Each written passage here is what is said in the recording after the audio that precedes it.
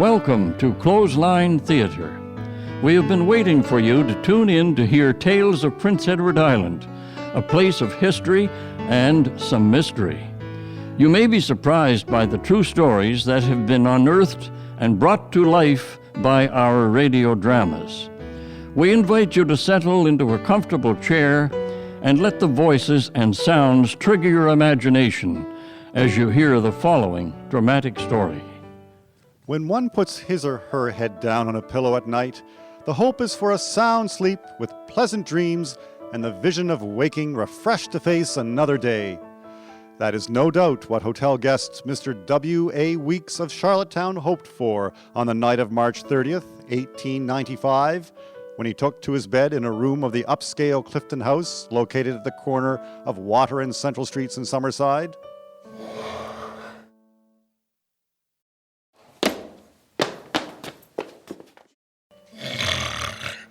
What the good God! Cheapers, the Summerside Journal Building across the street is on fire. You at the desk, wake up! The Journal Building across the street is on fire. Someone needs to sound the alarm. I'll send Bonaventure Arsenault to the police station to sound the alarm. Everyone get up and get dressed. The Journal Building's on fire. You need to be ready to leave in case it spreads. What time is it? 4 in the morning. Get dressed quickly and pack your bags. Lord, the flames are coming out the windows and the roof. Isn't this building the new home of the Journal Publishing Company? How many years ago did they lose their other building? Back in 1884. A whole block of buildings burned along Central Street, just up from this hotel. If it wasn't for bad luck, W.A. Bernan would have no luck at all. Maybe someone doesn't like his political persuasion. I notice he writes very strong editorials in support of the Tories. Well, don't be daft, woman. People are very respectful of varying opinions in this town. It's one of the reasons I am thinking of setting up my practice here.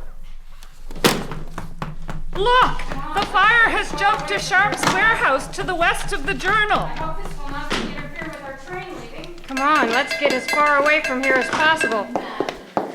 I hope this will not interfere with our train leaving.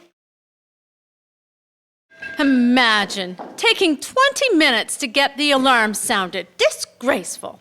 The whole town will be burnt while they dally about. I think you should consider setting up your practice before the fire elsewhere. department threw any water on the fire, while the pumpers, which were hand-pumped by the firemen, could be activated quickly once the firemen gathered. The recently acquired Beaver fire engine took 18 minutes to repair. A fire had to be built inside the Beaver firebox and be burning with enough intensity to get the temperature high enough to create the steam needed to propel the water from the hoses. And then the team of horses proved uncooperative. Damn it, you two! Straighten up and back into the traces. Damn it, you two! Straighten up and back into the traces. Had a much bigger problem ahead. The town had no dependable water supply. Taxpayers, not wishing to pay higher taxes, had resisted for years the installation of a water and sewer system. Water for fires was pumped from the harbor, and underground water holding tanks spread throughout the town.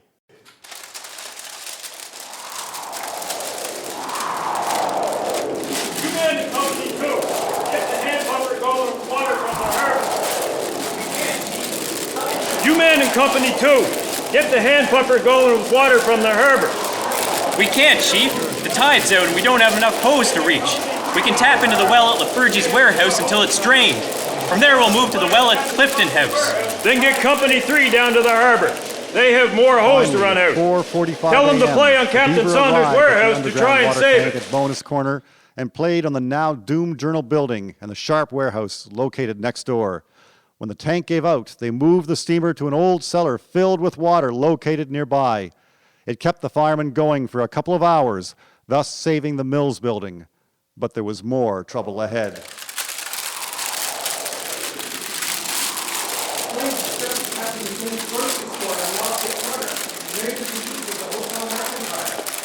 The flames have jumped to Captain McKinnon's grocery store on the opposite corner, and they're into the eaves of the Hotel McIntyre. They concentrate all our efforts on Flames are on the eaves of the Bank of Nova Scotia to the south of the Journal. Damn. Then concentrate all our efforts on those 3 buildings. We've got to try and keep the loss for the Journal and the Sharp building. The cellar's been drained of water. There's no choice. We've got to go to the harbor. Take some hose off pumper 2 to get enough to reach the Got flames. into the eaves of the Hotel McIntyre and between the roof and the ceiling where it could not be reached by the fire hose. When it became apparent the building would not be saved, the owners, Mr. and Mrs. Perry, began to move their effects. They can't save our building. We need to get the furniture right now. But where can we take it? And how? They can't save our building. We need to get the furniture out now. But where can we take it? And how? There's just so much. There are all kinds of people to help us. We'll take it to the market hall. We don't have the water or the equipment to keep it back. The fire is steadily working its way to the Bank of Nova Scotia. We don't have the water or the equipment to keep it back. Tell Ned Wyatt and Neil McKelvey they need to get their stuff out of their law offices on the 2nd floor. Most of the bank's valuable papers will be in the vault and should come through all right. The fire, it's taken a hold of R.C. McLeod's warehouse. They got the carriages and stock out just in time. If McLeod's is on fire, they better start emptying Stewart's tailor shop. Chief, the steam engine has gone down. What's the problem? A valve is lifted. The fire is gaining rapidly. If we can't get the steamer up and running, the business section of the town is doomed. Keep the pumper going full force and get working on the steamer. There's not a minute to waste. How are the men holding out? Tired, but everyone's holding in. The Prince County drugstore is on fire. Corley got his stock out just in time. Chief, by some miracle, we got the beaver up and running. Then play the hoses on Stewart Building to keep fire from taking hold there. It's the only way now to try and hold the fire back from taking out the rest of the business section. All that remained of the Let Journal the buildings Building, on the fire Hotel go. McIntyre, Captain McKinnon's store, the Sharp warehouse, and the McLeod warehouse were a few smoking timbers. The Bank of Nova Scotia was completely gutted, though its brick walls remained standing. In all, the total financial loss amounted to over $40,000, and while the situation was devastating, at least the rest of the business section remained standing. Those who suffered the losses stoically went about the business of re-establishing their enterprises. What gave rise to the fire inside the Journal Building was never determined. W.A. Brennan, owner and editor of the Summerside Journal, did not miss putting out one issue of his newspaper. In August of 1895, the cornerstone was laid for the new Journal Building, and at the time of its opening in October, the building was labeled one of the handsomest brick and stone blocks on the island. It still stands at the corner of Queen and Water Streets and has borne witness to many more fires that ravished Summerside over the years. The Journal Building Burns Again, presented by Wyatt Heritage Properties Inc. Narrator, Stuart Smith. W.A. Weeks, Roger Ahern. Desk Clerk, Wayne Murphy. Female 1, Catherine Dixon.